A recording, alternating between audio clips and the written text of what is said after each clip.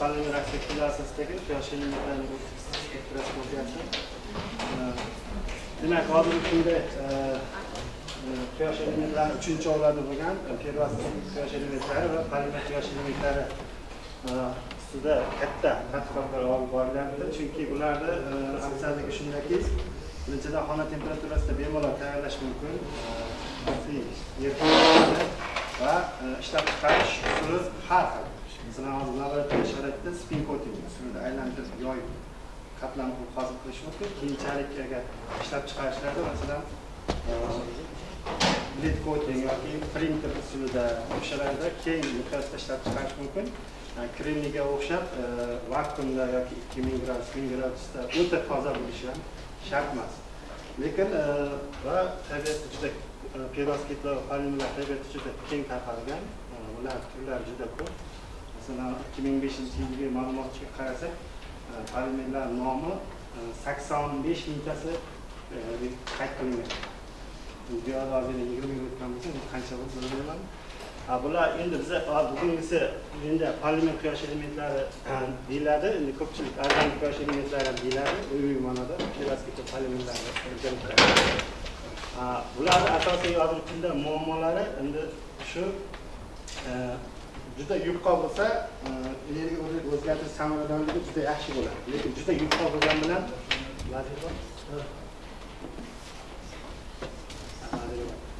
juda yupqa bo'lsa, mexanik ta'sirga juda chidamsiz bo'ladi. O'shaning uchun iloji bo'lsa, mana shu qillar asosida polimer quyoshlarida 150-200 nanometr atrofida bo'lishi kerak.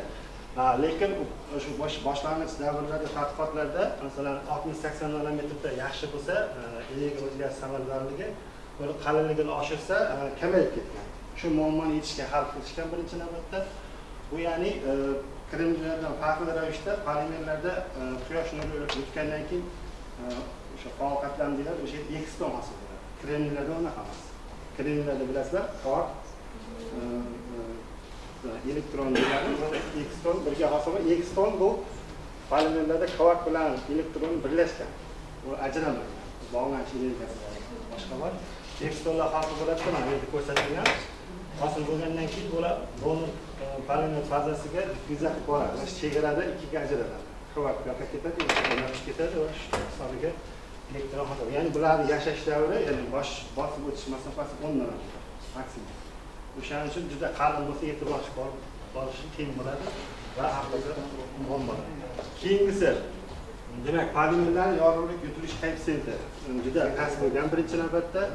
Masalan, fluorin asosiga bo'lgan akseptlarni yutilish koeffitsiyenti juda past bo'lgan.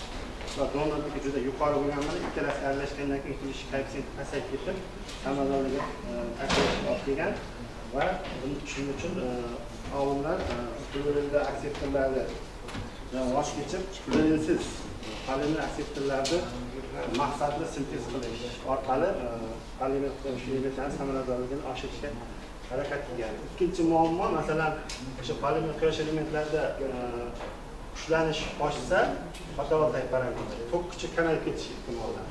Ya'ni bittasi mashina bittasi kamayib ketyapti, demak ikkalasini o'zgartirmasdan, pasaytirmasdan teng oshirish yo'llari bo'yicha maqsadli o'sha polimer, yangi polimer materiallar sintez qilish keng ko'lamda ishlar olib borilmoqda. Undan keyingisi zaharli toksik eritmalarda, erituvchilarda polimerlar yaxshi eriydi, lekin masalan toksikligi kamroq bo'lgan erituvchilarda eruvchanligi cheklanganligi bu ham juda katta muammo. Ya'ni eruvchanlik cheklangandan keyin bu yerda joyga to'planib qolib, anaqa yaxshi faza hosil bo'lmaydi. Samaradorlik juda kam chiqadi. Undan keyingisi o'sha energiya bog'lanish, ekston bog'lanish energiyasining yuqoriligi polimerlarda, masalan, perovskitlarda o'sha muammolar hal qilinmoqda. Bu yerda bitta o'sha muammolarni qo'yilgandan bittasini gapirib beraman, ya'ni eruvchanligini fluorinsiz akseptorlar eruvchanligi qanday oshirilganligi haqida. Xo'p, bu yerda mana xloroformda yaxshi erigan polimer, lekin tolvolda mana eruvchanligi cheklangan. Mana quyqalar hosil bo'ladi. Ya'ni bu yerda ko'radigan bo'lsak, mana bu buni aytsa bo'ladimi? Yerdan yaxshi, bunda yaxshiroq yerigan, bunda ideal ravishda yerigan. Tek taqsimlangan. Suyuqlik bilan panel konsentratsiyasi ichida. Xo'sh, bunda keyingi bu tadqiqotlarda endi oxirgi mana chiqqan jurnalda chiqqan, asosan shu xitoyliklar bilan ishlayman, zamon bilan chet elliklar bilan ishlaydi. Belgiyada paytda men Xitoyda edim, birga teng ketganmiz, bir institutda ishlaganmiz. O'shanda ximiklar o'sha buni erikchanligini oshirish maqsadida o'sha sintez qilib Yo6 degan fluoresens akseptor bor. Buni o'sha professor Yang degan olim o'sha kashf qilgan, sintez qilib olgan va o'sha ishlab chiqarishga qo'ygan sotilga. Uni keyin tarkibiga bittasiga ftor, bittasiga xlor kiritgan holda maqsad sintez qilib ikkita fluoresens akseptor olgan sintez qilib. Ya'ni buni erikchanligini va agregatsiya holatini yaxshilash uchun. Va undan keyin birinchi qilinadigan ish bo'ldi o'sha optik spektroskopiyasini tekshirish. Yetilish fluoresens boshqalar bo'yicha tekshiriladi. Masalan, ko'rko'da ko'rsatsa 3 ta Yo6 va Yo6 orqali olingan ikkita yangi fluoresens akseptor. Bular o'sha buyuk o'tgan yillar olingan buyuk chiqqan maqolada. Bu yerda yetilish spektrlar 3 ta spektr bor, mana qarasalar, bular bir-biriga juda yaqin. Ya'ni buni strukturalar bular bir-biriga yaqinligi yetilish spektr. Birinchidan bu struktura tuzilishi juda yaqin bir-biriga. Bitta ftor xlor bilan farq qilib, ikkinchidan bu eritmada juda kichik konsentratsiya, 0,1 milligram taqsim millilitr konsentratsiyada o'lchanadi. O'shaning uchun yetilish spektrlari bir-biriga shakli yaqin. Bu yerda o'sha fluoresens akseptorlarni to'g'riolda tayyorlab olingan eritmani, masalan 10 milligram, 5 milligram millilitr tayyorlab olib, spektrning asosida aytoshdan ustiga yoki kvartsitdan ustiga ovqatlar qilinib olinadi 40-50 nanometr qalinligida va o'shanda o'lchangan yetilish spektrlari. Yetilish spektrlari keng soha, ya'ni 600 dan 900 gacha to'liq yutyapti, yaxshi yutyapti. Juda yaxshi, chunki donorlarni ko'rasizlar, bunaqa 600 dan 400 gacha yaxshi yutadi donor polimerlar. Va ikkalasi aralashgan holda butun ko'rinuvchi soha, to'qim sohasini qamrab olib, quyosh elementlarining samaradorligini ta'minlaydi. Endi bu yerda ikkalasini farqini aytadigan bo'lsak, bu demak, birinchidan qatlam bo'lgandan keyin o'sha strukturasi o'zgardi, va zichligi ortdi va shular hisobiga yetilish spektri umuman qaraganda boshqacha chiqadi. Umumiy aytadigan bo'lsak, bundayda. Xo'p, keyingisi demak, bu yetilish fluoresens akseptor ikkitasi yangisi bo'sh sintez qilib olingandan keyin erikchanligini qanchalik darajada oshdi, buni yaxshi bilasizlar. Optikada bo'lgan Lambert qonuni bor. O'sha bo'yicha tekshirilgan birinchi. Ko'rayotgan bo'lsanglar, mana har xil konsentratsiyada qilinganda keyin o'sha cho'kinda hosil bo'lishgacha borgan bitta eritma tayyorlab olindi, undan keyin uni 3 marta suyultirildi. O'sha konsentratsiya to'yingan eritmada bo'lgan eritmani 3 marta suyultirilib, buni orasida o'lchangan bo'ladi. Kelsa, bu 11.3, ya'ni bu Yo6niki. Endi ko'rinmayapti, Yo6niki. Tamam. Bu yerda 3 marta suyultirildi. Agar masalan 11.3 milligram taqsim millilitr konsentratsiyada o'lchasa, bu Lambert ber qonunida katta konsentratsiyali eritmalarda qonuniyat tezga chiqishni boshlaydi. Ya'ni bu yerda spektrlardan bir-biriga ustiga tushmaydi. Mana bu gravirovka umuman xato chiqadi. O'shaning uchun bu yerda 3 marta suyultirib olingan. Masalan, bu yerda qarasangiz 0,0 chiqadi. O'shani 3 mingga ko'paytirsa, mana bu qiymat kelib chiqadi. Va keyingisi o'sha Yo6da olingan, o'shani xuddi shu usulda takrorlangan va gravirovka qilib qaysiga to'g'ri kelishini 21 milligram millilitr, ya'ni 1 millilitr to'g'riga buni maksimal 11 milligram solish mumkin. Sintez qilib olingandan keyin bu fluoresens akseptorga 1 milligram to'g'riga 20 milligram fluoresens akseptorni solsak to'liq eriydi. Ya'ni polimer quyosh elementi uchun yaroqli. Hech qanaqa defekt bilan hosil qilmaydi. va uni parallel ravishda hozirgi zamonda bitta tadqiqot bilan cheklanib qolmaydi, kompleks tadqiqot bo'lishi kerak. O'shaning uchun masalan buni yaxshi eriganligi boshqasini o'sha surmaydi. Fluoressensiya har xil o'sha eritmani har xil temperaturada fluoressensiya spektrlari o'lchangan. Agar eritma yaxshi erimagan bo'lsa, yo'q idealga yaqin yaxshi erimagan bo'lsa, mana bu temperatura oshgan sari mana spektrning piki juda katta siljishni boshlaydi. Bu yerda mana bu ko'proq siljigan, bunda mana kamroq siljigan. Masalan, bu ko'rsatyapti 0,1 mg bu yerda turibdi. Agar 9-8 deb o'lchaganmiz, bu yerda turibdi. Demak, konsentratsiya temperatura oshgan sari konsentratsiya o'zgarsa ichida. Demak, pik siljish kerak ko'proq. Bu yerda bunga nisbatan kamroq siljigan, keyingisi va oxirgisi bunda ham ko'rinmayapti. Mayli. Xullas, bunda ham shu isbotlangan, bu eng yaxshi eruvchanlikka egaligi va uni keyin PM6 degan donor bor. Ular polimerlarning nomlari juda shartli ravishda belgilanadi maqolalarda ham. Agar to'liq nomini aytadigan bo'lsak, kimiklar tili bilan 4 qator bo'ladi. Shunaqa shuning uchun kimiklar o'zlariga ключевой qisqa nom oladi polimerlarga. PM6, Y6. PM6 bilan ko'rilganda mana atom mikroskopik kuchlarda o'lchangan o'sha ikkita faol qatlam yuzdalari. Bunda mana chuqurligi, ya'ni atom mikroskopik kuchi faol qatlamni belgilab oladida, ignatizni chuqurligi va balandligi. Shu o'rtachasini hisoblab beradi. Mana 25 minus 20 ko'rsatadi. O'sha mana bu yerdan tasavvur qilsangiz ham bo'ladi mana. Eng uni 3, bunda 4. Bu sohasi ko'rinishi. Bu ikkitasini agregatsiya holati juda yaxshi holatda bo'lgan. Endi bular o'lchagan bu yerda hozir qisqacha qo'yib, juda ko'p tadqiqotlar olib borilgan bu maqolada. Endi vaqt cheklanganligi uchun va murakkab narsalar qo'ymaslikka harakat qildim. Demak, fotovoltaik parametrlarga kelsak, PM6, Y6 bo'yicha oshgani 11.4 bo'lgan bunda kontrol bu. Maqolalarda ham bor, boshqa maqolalar. Bundan keyingisida mana energiya o'zgarish samaradorligi 12.2, 18.4. Ya'ni 9 ishligi 19-26-20. Fill factor degani bor. Fill factor degan o'sha polimer quyosh elementidagi donor va akseptor aralashmasi ostiga faol qatlamning sifatini bildiradi. Ya'ni qanchalik optimal yaxshiligi.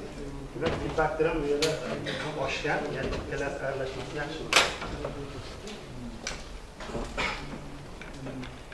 Bu yerda demak, voltampir xarakteristikasini ko'rish mumkin, ya'ni qanchalik ideal ravishda o'zi to'rtburchak bo'lishi kerak, qanchalik ideal bo'lmaydi hech qachon. Qanchalik mana shu to'rtburchakka yaqin va uzoq katta yuza bo'lsa, demak, voltampir xarakteristikasidan yaxshi bo'ladi. Polimer quyosh elementlar. Bu yerda ko'rinmayapti, tashqi plan samaradorligi deyilgan. Tashqi plan samaradorligi shundaki, tushayotgan fotonlarning nechtasini elektronga aylantirib beradi polimer quyosh elementi. O'shani foizda hisoblaydigan eksperiment. Masalan, bu yerda 80 dan oshiq bo'lgan, mana bu yerda ko'rinmayapti, surmayapti. O'sha, demak, ikkalasidan yaxshi chiqqan. Endi faqat energiya o'zgarish samaradorligi, ya'ni foydalanish koeffitsiyentini oshirish bilan ish bitmaydi, chunki perovskit mana ko'rindi, 80 dan yuqori bo'lgan, bu juda past mana. Ya'ni bu yerda eruvchanligini hisobiga oshish hisobiga buni akseptor aralashmasi juda bir-biriga yaxshi aralashganligi uchun bu yerda fazalar hosil bo'ladi. Agregatsiya bilan shu hisobiga ekstollar yurishi, ekstollar ajralishi juda yaxshi bo'lgani uchun bu yerda elektr tokilar yaxshi hosil bo'lgan. Endi demak, o'sha degradatsiya muammosini boya aytib o'tmadim. Degradatsiya o'sha issiqlikka chidamsizligi, havo va namlik, kislorodga chidamli, ya'ni oksidlanib tez yaroqsiz holatga kelib qoladi. Polimer quyosh elementlar, quyosh elementlar. O'shaning uchun o'shalar ustida ham har xil tadqiqotlar ketyapti. Masalan, olimlar bu yo'nalishdan ketyapti, kimdir bu yo'nalishdan ketyapti. Ya'ni kunlari qo'shimcha qo'shadi, ikkitasini aralashmasi ichiga yoki boshqa qiladi. Shu bo'yicha oldingilar hozir kunda mana 80 gradusda plitaning ustiga qo'yib qo'yiladi. Hech qanaqa olinmaydi, o'chirilmaydi va har zaman o'lchanib oladi. Masalan, 1000 soat 80 gradus plitaning ustida turganda uni barqarorligi, ya'ni ishlash yaroqliligi bularnikiga qaraganda yo'qligiga nisbatan juda yaxshi samaradorlikka erishgan. Sizlar bu yerda ko'rsatilgan va keyingi hozirgi kunda juda ommabop bo'layotgan narsa ikkita donor va bitta akseptor aralashtirish yoki bitta donorga ikkita akseptorni aralashtirish orqali energiya o'rganish samaradorligini oshirish. Bizda o'sha ikkitasini aralashtirish, qaymoqni aralashtirish orqali 19 ga 2 bo'lgan. Bu yerda 18 ga 4 bo'lsa, 18 ga oshishga erishgan. Bu hozirgi kunda eng chempion, ya'ni eng yaxshi energiya o'rganish samaradorligidan bittasi. O'sha hozirgi paytda. Hozir 20 ham chiqdi, 27 laboratoriyada. O'sha. Xullas,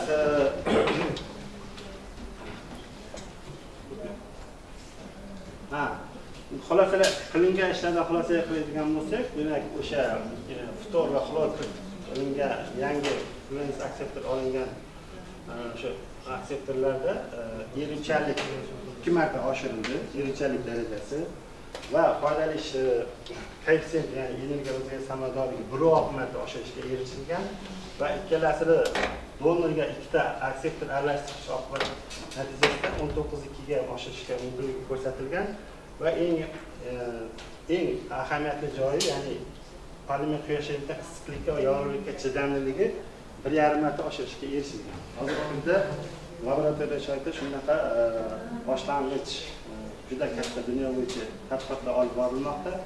Bu tadqiqot o'sha olib borilayotgan tadqiqotlar ichidan bir mikrogram desa ham bo'ladi. Juda kichik narsalar, juda katta tadqiqotlar olib borilmoqda. Qiziquvchilar bo'lsa, talabalarni taklif qilamiz. Rahmat.